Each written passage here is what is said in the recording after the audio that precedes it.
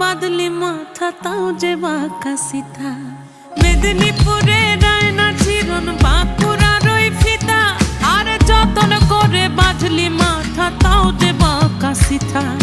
পেছ পায়